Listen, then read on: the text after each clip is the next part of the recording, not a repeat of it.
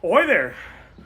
Today, we're working on the 87 DLX again, and if you watched the last videos, we got the interior all blown apart, everything's all cleaned up, stereo system installed, put back together, so the interior is all ready to rock and roll. Now we should probably focus on the part that actually makes it drive. The engine and transmission, brakes, and all things like that. So, we're gonna start off with the engine today. We're gonna pull this old 3 AC out. So like I said in my previous video, this thing was converted to a Weber carburetor. They work fine, but I'm gonna put all the OEM emission stuff back on this and have everything working as it was from the factory. So we gotta pull all this crap out of here. I gotta put some of the vacuum hose things back in the center of the manifold there and tons of other parts. But it'll take some time, but it's gonna be worth it in the end because the OEM stuff is phenomenal in my experience. So, this AC system does actually have a little bit of a charge to it, so I don't necessarily want to open this up because I want to keep the AC functioning. We're actually going to recharge this with R12 a little bit later on in a future video, but for now, let's start pulling this thing out.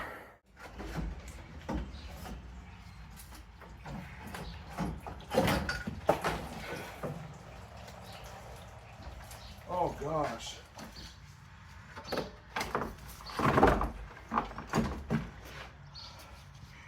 Fast forward a little while.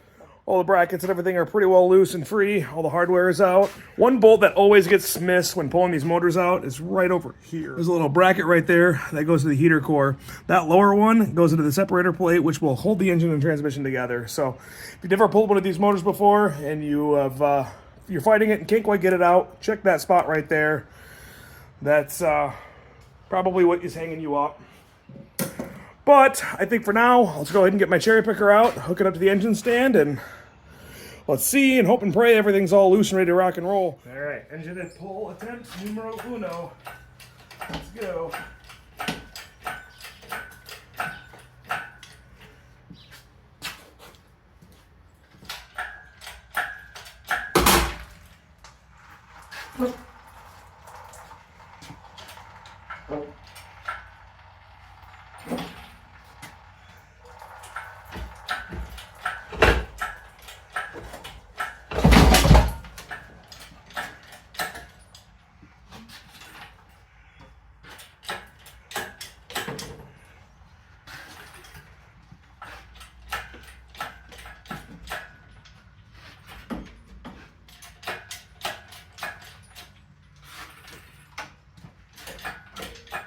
Woohoo! Well, the diff did almost come with it. It's not doing so great down there, but we're gonna pull that out in a second because somebody actually is interested in buying that off me. But darn, she blows. I think I tore apart the 3A sticker a little bit, but that's okay. Well, there she is, 13A. Let's verify that it is, in fact, 3A. Yep, 292 3070. Nope, it's been a different motor. It's not the original motor out of this car. So, all right, now that the engine's out of this old girl, we are gonna go ahead and do some digging around in the front end. We're gonna kind of see how control arm bushings, sway bar lip bushings, ball joints, wheel bearings, everything like that feels. I do know the axle shafts are a little bit bad. Namely the driver's side one, it kind of ripped out as I pulled the diff out. It came with new track motive, so I didn't really care too much, and then that one actually completely separated. So, whoopsies, but that one over there, the boots are all really shredded on these things, so they're definitely not long left for life anyway, so we're gonna go ahead and replace them. I got new ones sitting over there on the workbench along with 5,000 other parts. We're gonna give the tie rod ends a jiggle. Those are pretty tight. Let's give the ball joints some play. Those are super tight. And here's some brakes. We got a CD shaft turning, but this turns pretty nice. So up top of here, these axle shafts look pretty crusty, but these tie rod ends feel really nice. You can see this CV boot right here. There's a nice rip right there. It's flinging grease out. And these control arm bushings, boy, they really don't look amazing. Let's look at the other side. Yikes. Yeah, these things are trash. So, looks like somebody kind of snugged this nut up just to kind of try to get it to not rattle so much. But we're going to go ahead and change these bushings out. These inner bushings don't seem to be too bad, but we'll check how they feel once we get everything unbolted. So, Yeah, again, these tie rods feel super solid. I almost don't necessarily want to replace these parts if they don't need to get replaced. I have everything already on order. I may actually have everything here, but I don't really see a point in wasting parts. Maybe this will be famous last words and you guys can point and laugh at me later, but for now, let's go ahead and get this brake calipers and everything stripped off of here and see how everything else looks as we dig a bit deeper.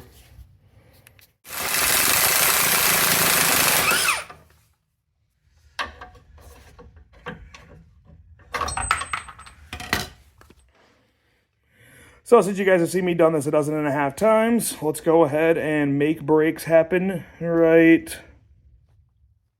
Voila! Fresh, fancy, brand new MR2 brakes. I'm going to leave the wheel bearings in there. Those I think are spinning really good. But I also did the sway bar bushings while I had it apart. Figured it was never going to be easier, and I'm glad I did because this was the sway bar that came off of it. Now I could probably build this up with a welder and grind it flat and probably make it work, or maybe cut the end off and weld something else on there, but thankfully I had another sway bar hanging around, so definitely a worthwhile thing to do. These bushings were absolutely shot. I mean, look at that. There's the other ones for the front side right there. I do have how-tos on how to put both of these on there. I'll link them in the description or put them as little cards in the top right now that you can go ahead and check out after you're done watching this video, of course. But pretty straightforward process, not too bad. Shout out to Super Pro for carrying bushings for these cars. Without you guys, we'd all be screwed. So if you guys watched the video where I got that dark blue car out of the Upper Peninsula, that's this transmission right here. Had a what was the odometer? 162K, or on a paint marker, kind of hard to read. And it'd been off the road for 20 years, 30 years, something like that. But it should be good to go. We're going to go ahead and pressure wash everything, get it all clean real quick. Change the axle shaft seals, change the output shaft seal, stuff like that. And then well, here she is. She's been sitting on a workbench for quite a while, and I'm glad I saved her because it's finally time to get her to use. Although we can get this thing looking at least halfway decent. Obviously, it's going underneath the car, so it doesn't need to look amazing, but I would just like to, you know, get some of this dirt off of here anyway.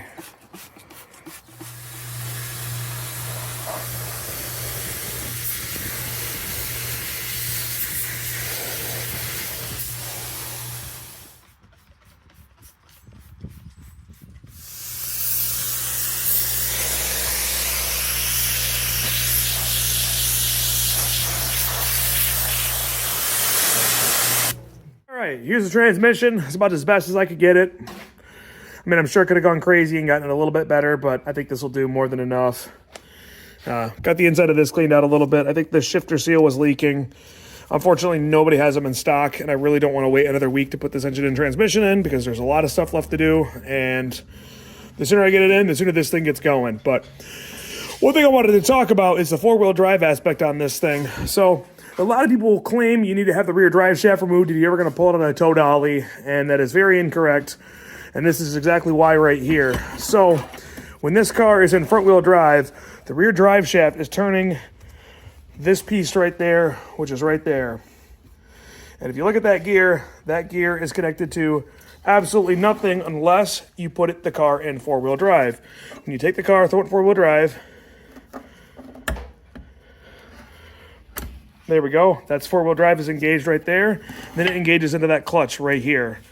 And then when it's in four-wheel drive, that turns the remainder of the transmission. So if this is in all the way forward in front-wheel drive, you can see right there, it's just going to spin onto nothing. There are a couple of bearings in there that, technically speaking, could go bad if it was bone dry fluid. But as long as you've got something in there for gear oil, with it having tipped up on a car dolly, you're more than well enough to go pull it in front-wheel drive. So lie to U-Haul when you're getting your trailer, say it's for a front-wheel drive car, and they won't know the difference because it's U-Haul. F them. I'm just kidding, U-Haul. Don't sue me. But anyway, so we're going to go ahead right now. I'm going to swap this transmission mount out here. And then after that, we are going to go ahead and actually change these seals out. You do want to make sure that when you order these seals, they have this tiny little lip on the end right there. That goes inside of the axle shaft, and without that, you will have leaks.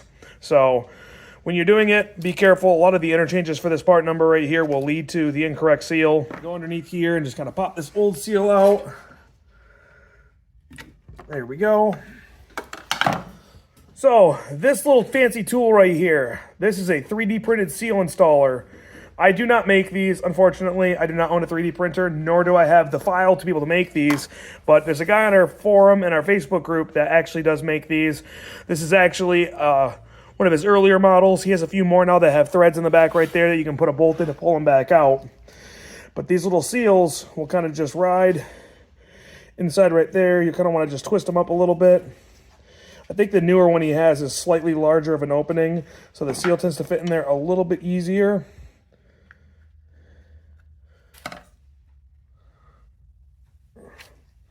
There we go. And then this is going to set it to the exact depth it has to be. If you over tighten these or over install these seals or under install them, they will leak. So this is my first time trying one of these out. We'll see how this works out.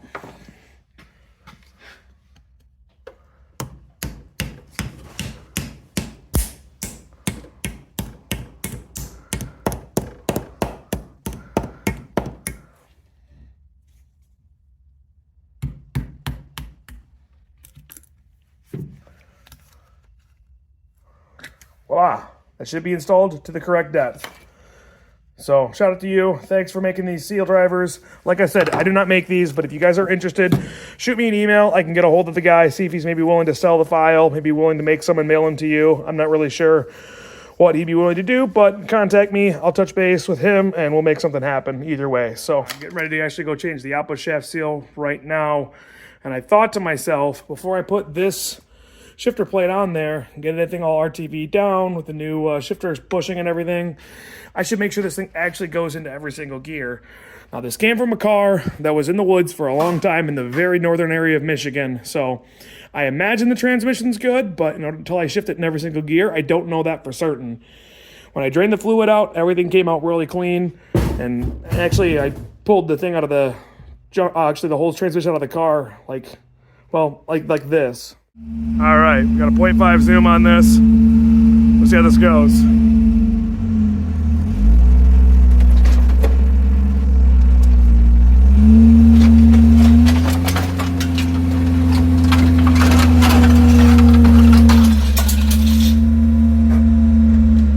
All the fluid came out really nice looking, so I think it's good, but we're gonna go ahead right now actually. That should be neutral right there, which there will be some resistance against it, but it's not turning. So now let me go ahead and go, let's try this gear. And it is spinning. So let's try. So what I'm doing right here is just kind of pushing this into gears. That should be neutral right there. So now I'm gonna go ahead and push this way. And I'm gonna try to shift it forward now.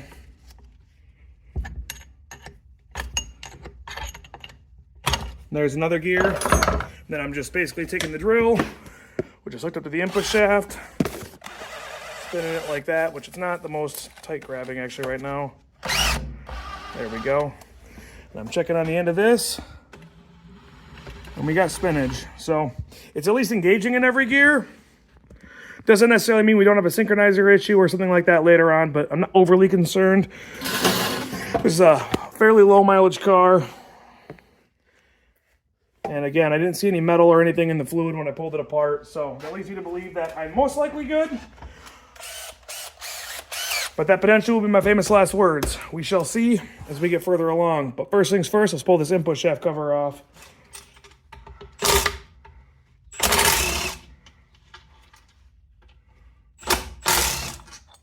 Nope, top 3 are the long ones, the bottom 2 are the shorter ones. I had that a little bit backwards. 3 long ones, 2 short ones. Let's pull this cover free.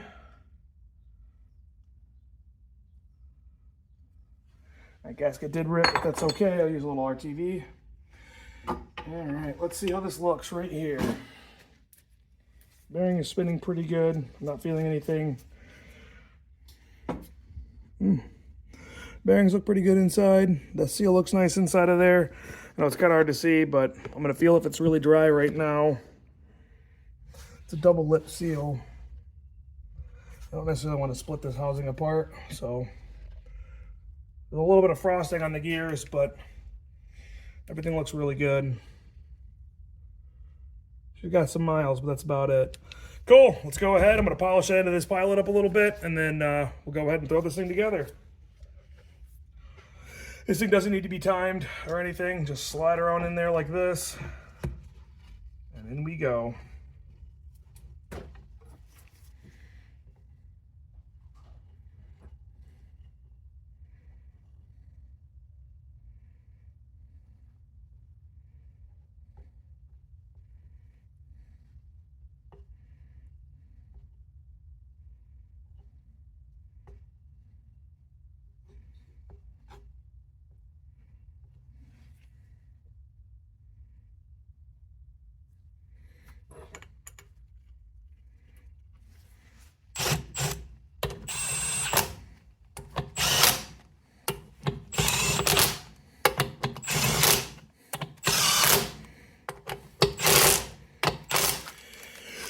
Shifter bushing, brand new from Toyota. I order these off eBay pretty regularly. Almost every single car you get, they're always pretty much gone. So this just kind of slides underneath there. Actually, I have a video of me installing both these bushings. There's lower one and the upper one, but the inner one we're not going to put on until we get the stick on it, which is not until we get this transmission in the car. So we got some time, unfortunately, till we get there. And voila, we are all good.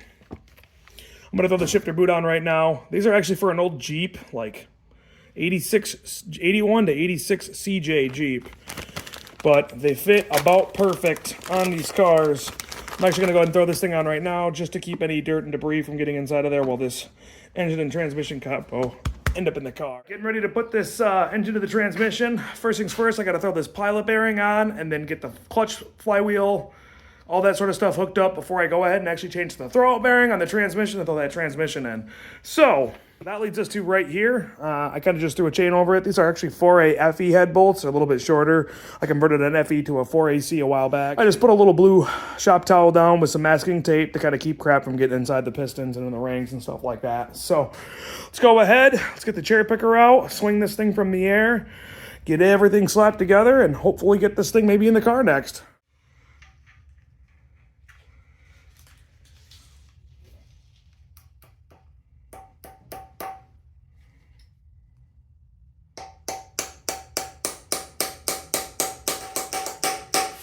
Got a pilot bearing in. She's turning good. Let's get the separator plate on, the clutch, the flywheel, and we're about ready to rock and roll. That should line up right about there.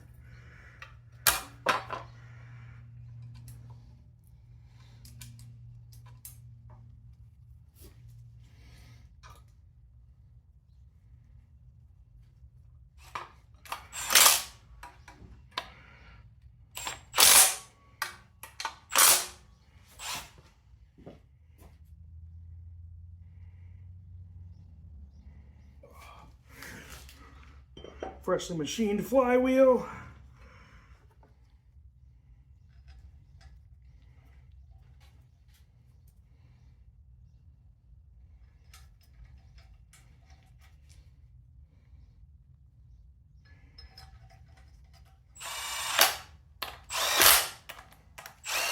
Gotta go with the best, Luke.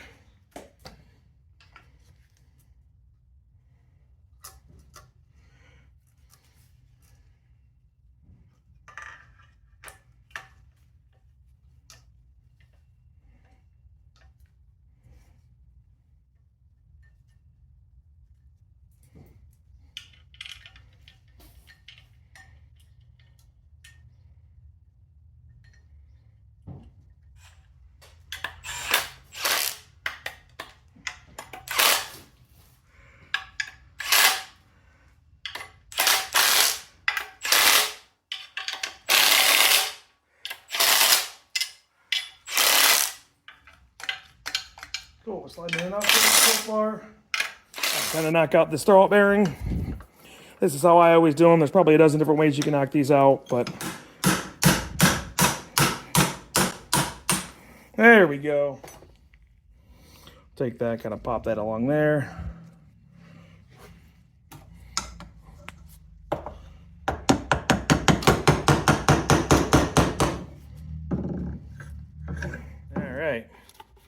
Took me a little bit of time, but she's hooked up. So now I'm gonna go ahead and throw this grease all over these splines of this input shaft. This is just some like spline lube.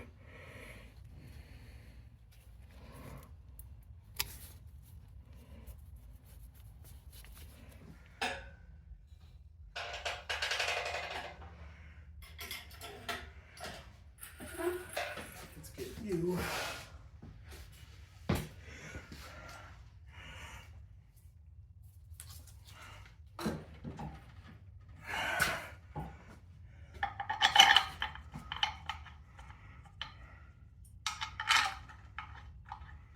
Voila! Things are together. Whew. It's been a long day, but now we gotta go ahead and get this thing stabbed in the car. But we're gonna wrap it up for me for this week. Stay tuned to next week. We'll get this thing stabbed in here and get the cylinder head all put on there and everything like that. And hopefully she'll be running under her own power soon. We still gotta bleed the brakes. We still gotta get the master cylinder put on. We still gotta go through the rear brakes, check out the wheel bearings, drive shaft, carrier bearing, all that sort of stuff. So there's a lot left to do, but one of the big milestones of getting the engine and transmission is just about together and in. So, whew, feels great. Appreciate you guys watching, and I'll catch you guys at the next one. Adios.